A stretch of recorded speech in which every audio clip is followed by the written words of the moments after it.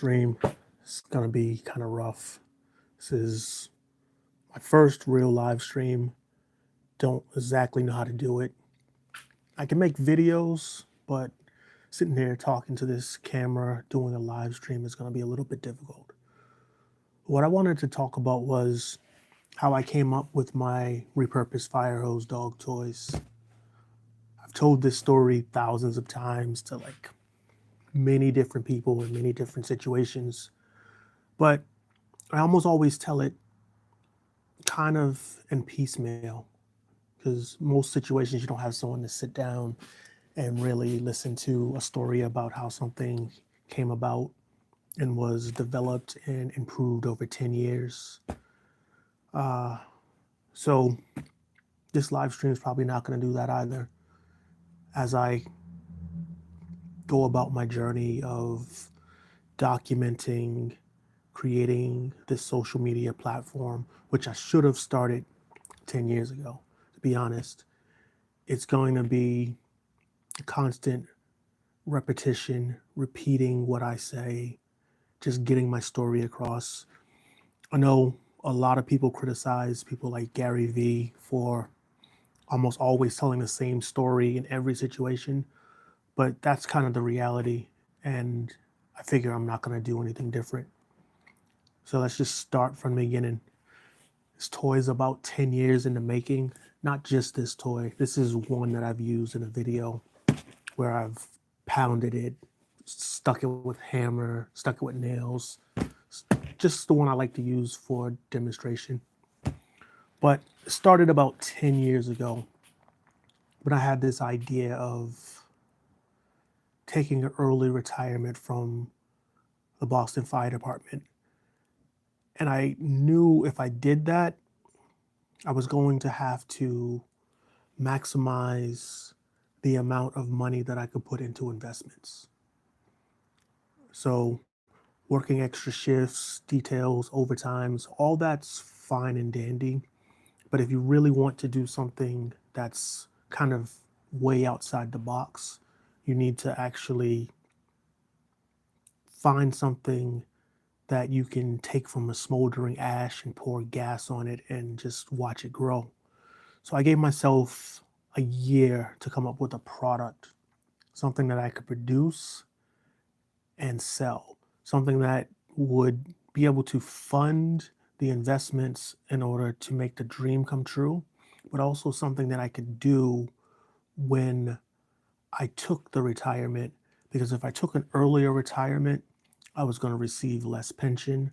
So retirement never meant not working. It just meant working in a place and in a way in which I determined. So I wanted to move to a small out west mountain town so I could basically become a non-bum snowboard bum. And like I said, I gave myself a year to come up with a product.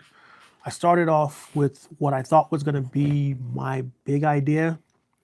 I was making flip-flops out of old car tires. I like I like using repurposed materials. I know I'm always going to say, oh, it's green, it's good for the environment. That's true. I'm not going to knock that. But I like getting things for free, turning trash into treasure.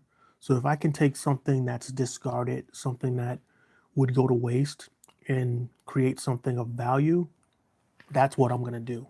So I started off with the idea of making flip-flops out of old car tires. And I was doing pretty good. I figured out a way to cut the tire into the flip-flop shape. I'm also pretty good with taking things that are not designed for a certain task and making them work for something. So it kind of gives me a little bit of a moat because I tend to make things in a way that other people don't make them. So I took a metal cutter that was designed for, working with auto body parts. And it's basically like a big giant paper cutter, like the ones we had in school in the 70s and 80s. And it has enough leverage so you can actually cut the tire almost like you're slicing a piece of paper. So I could make the shape of the shoe, I was trying to figure out how to make the basically the thong part or the lace part. And it had been, I don't know, an ongoing process. I've been working on it probably for a couple of months. I had a bunch of prototypes. Was nothing that I thought I was going to be able to take to market because there were a couple of things where the majority of tires now are radial, steel belted. So when you cut them, there are a lot of little fragments that are sharp. So I had to figure out how I was going to go about stopping that. So maybe I could shave it down and just take the top layer that wouldn't actually have the steel belt, or do something about a sealant around it. So it was a process that I thought had legs, but it was harder than I thought because there were a couple of things that were just problems. So one day I was in the firehouse because anyone who knows anyone who's a firefighter knows our biggest thing is the schedule, the way the job works. So when you're in a firehouse, usually after you do the things that you need to do, housework, make sure the equipment's working and all that stuff, it's kind of like your house. You can do whatever you want to do for the most part until the bell goes and then we go. So a lot of guys have, second jobs, hobbies, woodworking. You find a lot of wood shops in the basement of firehouses. So I was on the bay floor working on my flip flop car tire design, and I had my puppy with me. She was running around, kind of being a little mischievous because she was bored. So I looked over in the corner. There was some old fire hose. I took the piece of fire hose. I had the cutting device so I could, you know, cut through tires. So I cut off a piece of the fire hose, tied it in a knot, threw it around, played tug. She loved it. And probably 10 minutes into that play session, I got an idea.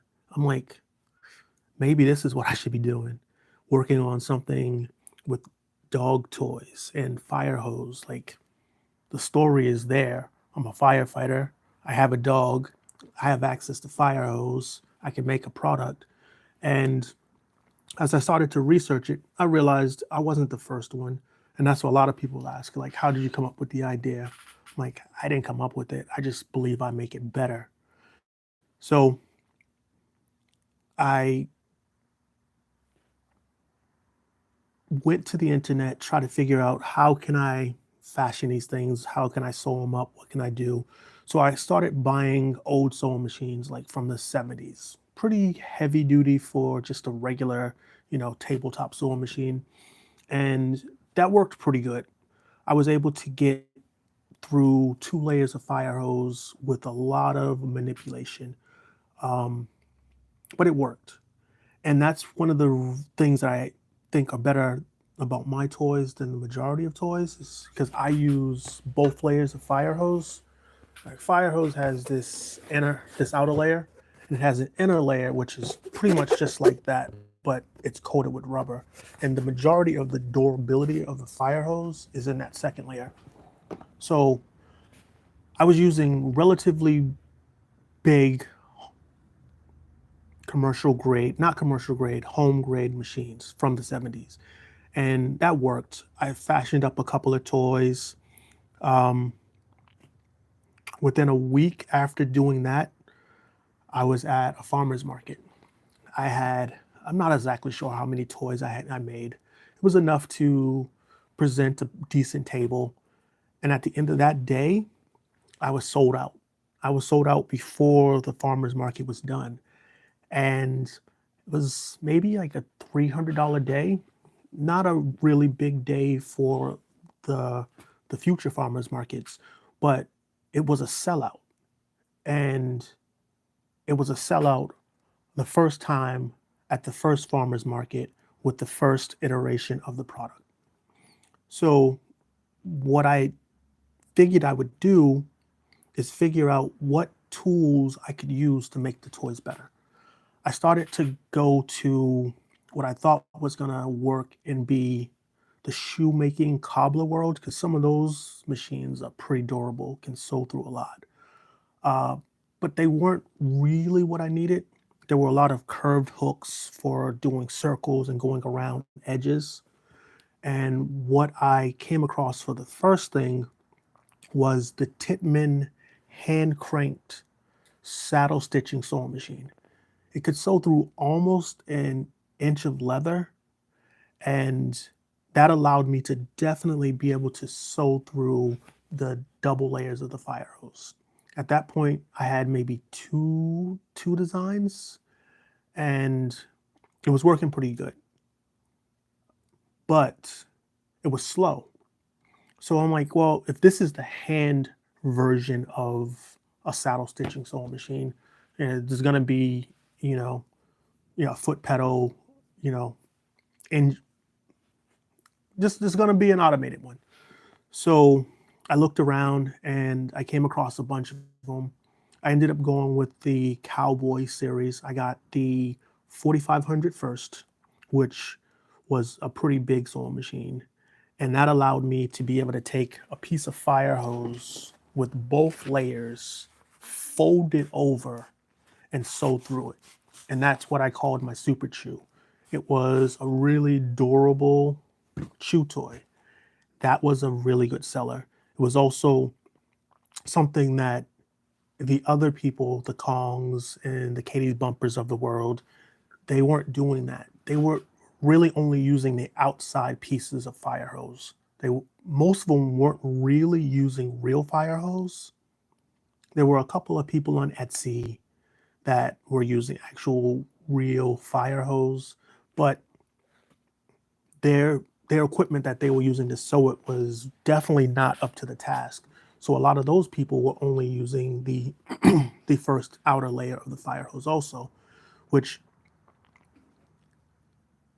from the very beginning, utilizing that double layer of fire hose put me in a place that my products were better than the products you could buy in the store.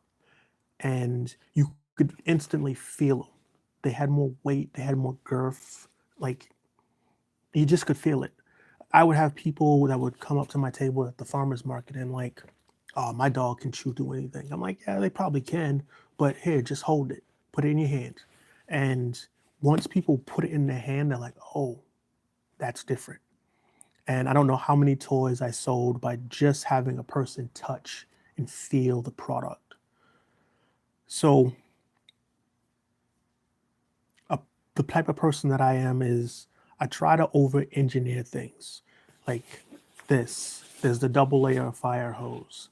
There's a piece of saddle skirting leather that goes inside here. And then there's another piece of leather that I put over the ends. Then I sew it with multiple layers of like the thread that I use. It's not normal thread. The needles, like they look like a pencil almost. They're just very big pieces of equipment. So that's always allowed me to stay a little bit above my competition. And I've never been a person that really worried about the competition because, first and foremost, my biggest selling point, besides the fact that I make a pretty durable toy, is the story behind the development of the toy, which till recently, I haven't really been putting it out there. Kind of feel like it's my secret weapon. When I really start to tell the story of the toy, that's when the toy is really going to start to sell. And the reason why I haven't been doing that is because I've gotten to the point, and I've been to this point for a while, that I have more demand than I can fulfill. I've been in retail stores. I have people contact me and say, I want to put these in my little boutiques. At first, I used to chomp at that. I'm like, oh man, I could get it in a store. I could do this. I used to go to stores and had a briefcase where I opened it up and I showed the fire hose cut into section. Like, this is the inner portion. This is what I stuff inside of them, which is burlap from coffee shops. I try to make as many pieces of the toy repurposed, reused, recycled as I can. And every store that I've gotten into has been a success and it's been an issue. They would sell out, and they're like, oh, we need 100 toys. And I'm sitting here sewing by myself, full time job, doing my online, and it just got to be overwhelming, still overwhelming. At 99% of the complaints that I have about the toy, which I get very few of, are the fact that at times my production time is too slow. It takes me a long time to get the toys out to people. I do apologize for that. But it just grew to the point in which it more than started to fund the investments for the dream. Pretty close to it. Probably within the next 4 or 5 months, that dream that started 10 years ago is probably going to come true. It's not going to be out west to Montana where it used to be. It's probably going to be to Stowe, Vermont, closer to home, but we all know the prices just jacked up after, you know, what we had a couple of years ago. So, yeah, that's going to be one of the hard things about doing this live stream. Once you start to get to that conscious flow, if you break, you might lose your track because I completely lost my track of where I was. But just saying, oh yeah, saying that this toy was supposed to do a certain thing, and it was supposed to not grow past a certain level till I was able to move to where I wanted to move to, so I could make a workshop that was properly set up. Like right now, I work in a two-car garage that's unheated. It's cold in the winter and it's hot in the summer. I got an overhead um, thermal heater that works pretty good. I also have propane that I can like basically turn on me and torch me while I'm at the sewing machine. But we've had this heat wave for the last couple of weeks, and it's been 90 something degrees in my workshop, and that's been harder to deal with because I got fans trying to blow heat out, and it just doesn't, this thing doesn't regulate. So people are like, well, why don't you get help? It's kind of hard to put somebody in a two-car garage that's unheated where like they got to use your bathroom. Like it's not feasible. And a lot of people don't get, like, even if I were to do that, I would probably have to increase the sales by 3 times in order to pay for that person to take the slowdown and reduction it would take to train that person. It's just not a feasible thing, especially when you're not set up. So, like, many businesses have, success can also be as detrimental as failure. I get a lot of, oh, good problem to have. I'm like, yeah, but it's still a problem. It's definitely a problem. Urgently, as fast as I can. But needless to say, the product has been well received. And it's been well received because it's kind of hard not to. I have toys that people come back to me and say, I bought this toy from you a year ago, and my dog is still using it. And I know the toys aren't indestructible. And anyone who says anything about indestructible, they're not lying to you. It's marketing. And I know the reason why they do it. They do it because you look for it. People search for indestructible dog toys. So people are somewhat forced to put that in there because that's what people are looking for. But they did it. I definitely do now for the last 5, 6 years. I never say indestructible. I say my toys are very durable because that's what they are. Like, anything can be destroyed. You know, you hit a aircraft carrier with the right amount of torpedoes and missiles, and that bad boy is going to sink. So I definitely know my soft fire hose toy can be chewed up. If you properly, and what I mean by properly is it's not something that you just give to your dog and just let them chew it up because they're gonna chew on the edges. They're gonna do what dogs do. You need to use it as an interactive toy, which most toys are interactive toys. That's another thing.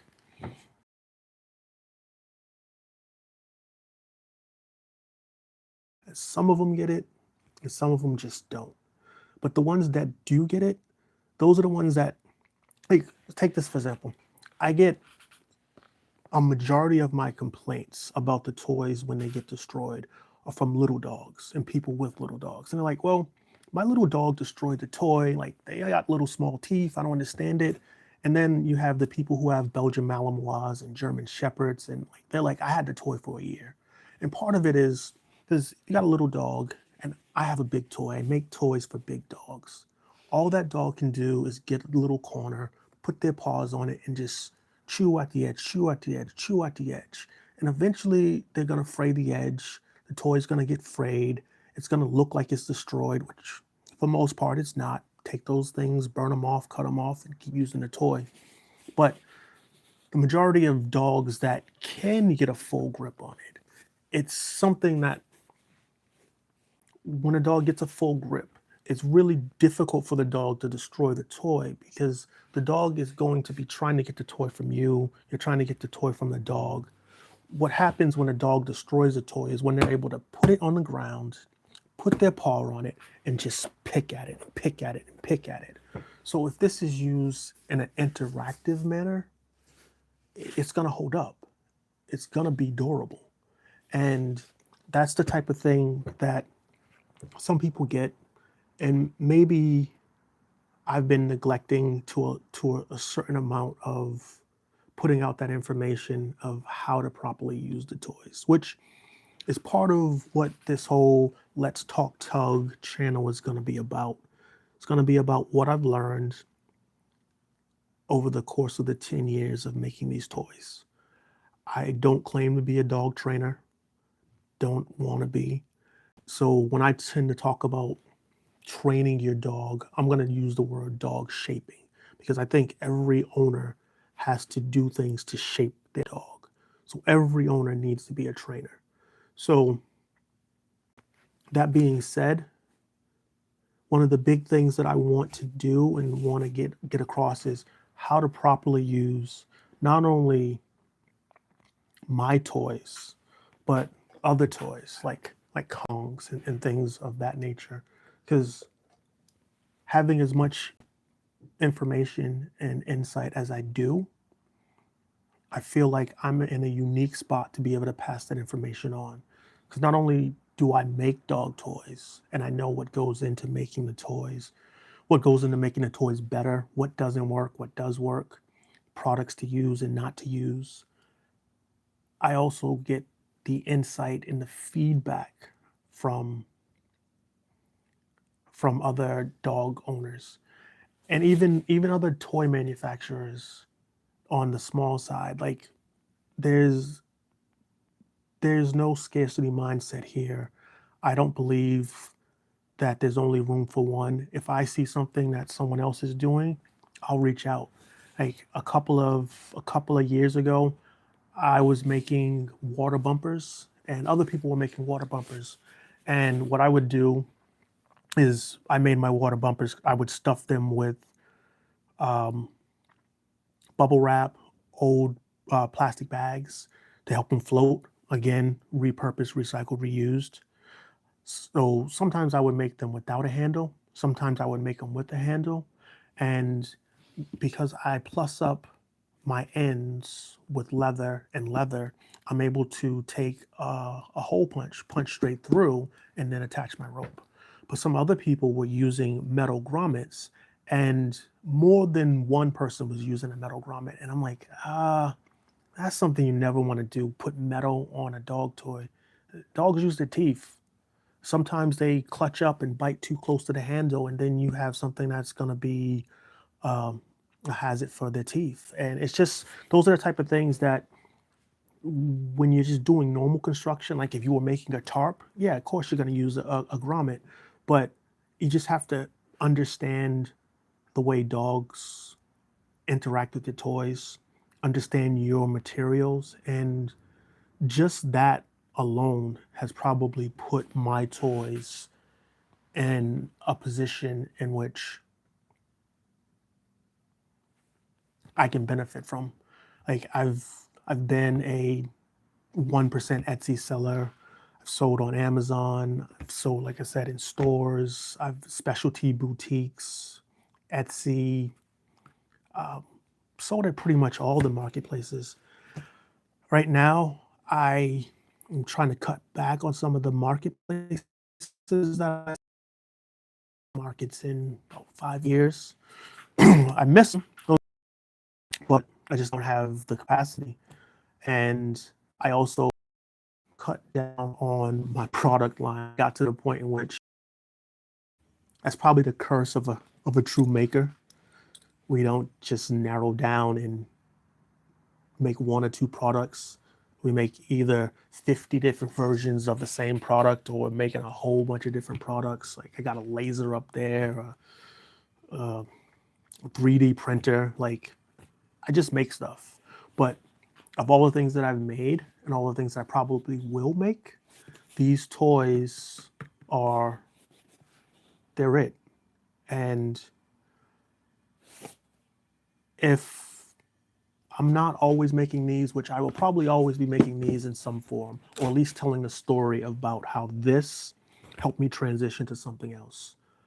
I probably will have several different dog product stores in the future. That's what I'm working on now, as I can't personally keep making these. I can't constantly spend 10-hour days at the sewing machine, when I'm also, well, pretty soon I won't be doing the fire department job, but when I'm not doing the fire department job, I still don't want to be spending 10 hours at the sewing machine. My girlfriend is probably not going to like that also. So a big part of what the future is going to be is utilizing the laurels that I got from this and doing this, talking to you guys, giving my information, showing how to properly use dog toys, doing product reviews, just stuff like that. I think I have a good amount of knowledge. I just have to get comfortable with the format of talking to this camera. Might be easier if I can bring somebody in and we can bounce questions off of one another and do it that way. Have it more like a live podcast, but I'm working on it, and I don't know. Is I'm I'm proud of this toy. 10 years that I've been making this toy. And I know everyone always wants to know, oh, I make cups and stuff too. Stay positive. I love this. You know, sometimes you can piss a smiley face. But I know everyone wants to know, like, to a certain level, monetary gain is how people base that. Like, I haven't made $1 million on a product. The product will probably help me make $1 million, but it is definitely a six-figure product. And with that extra firepower and fuel, it's doing the job and the task that it was set forth to do. But that that that's a secondary, I guess. It was the primary, but it could be a secondary because these toys are in the hands of thousands of dog owners, and thousands of dogs have had these toys and enjoyed them. So I'm not sure what the biggest legacy is going to be for this toy. If it's going to be the fact that it helped me fund a dream that I've had for a long time, or the thousands and thousands of happy customers and happy dogs. And I'm probably going to have to evaluate that and see which one is actually going to come out on top. I don't know. Maybe it'll be a 50-50. But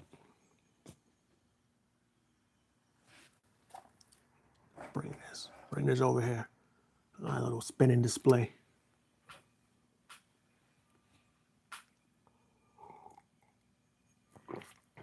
I gotta get better and figure out how to read these comments on this little phone, and so I can interact and engage with the people who are actually taking time to watch my content. Anyone have any questions about what I've been saying, how this toy came about? Any questions on just the right toys for your dogs? Should you play tug? Is tug dangerous? I don't know. Just those type of questions. Those are the type of answers that I have. I'm gonna get up. I'm gonna get close to this phone. Let's see. What's up, brother? Jordan Wilson. Thank you for that. Can you do a backflip off something high onto something soft, maybe?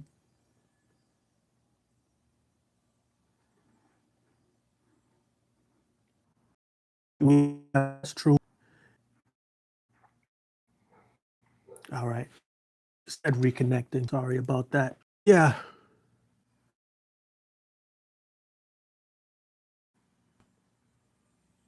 Oh yeah, I'm gonna do the obligatory like and subscribe, all that good stuff, you know. But definitely stay tuned because I want to try to do these as often as I can, along with my PSAs, my puppy service announcements. I'm loving that concept and that idea. Haven't been able to film too many of them because I tend to film at night when I don't have all the background noise of construction going around me, but it's been so hot in here at night, I've been neglecting filming and neglecting being at the sewing machine for as many hours as I should be. But the weather's starting to break, so maybe I'll be able to catch up a little bit more. Like I said, stay positive.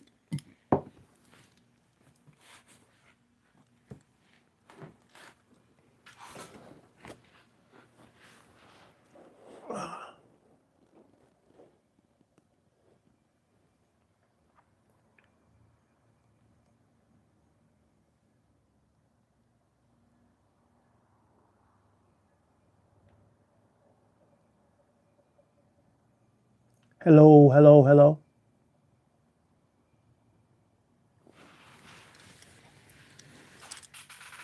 All right, this coffee is almost done. This hasn't been too long of a live stream. And I probably need to get started with my day's production so I can try to get some products out. Been selling on TikTok pretty heavily, and you get dinged if those products go out too late. So right now I have one product with 3 toys in it. That's a couple of days too late. So I definitely got to get that toy out today. And I got a bunch of orders. Yeah, let me think about this live stream, digest it, compose myself, figure out what I did well, an after action review, military person. So, I got to take a little bit of an assessment and figure out what I did well, where I fell short, and how I can get better. So I might come back with another live a little bit later today, and hopefully I can get a couple of pre-recorded things so I can work on those. But thank you to everybody who was here and for everyone who made a comment. This is Jack All Trade from Let's Talk Tug, and this is Tug and Go, which is the name of the brand, Tug and Go, repurposed fire hose dog toys. So again, thank you for being here. Thank you for listening. Thank you for responding. Thank you for liking and subscribing for those who have. And stay tuned for what I'm going to talk about next.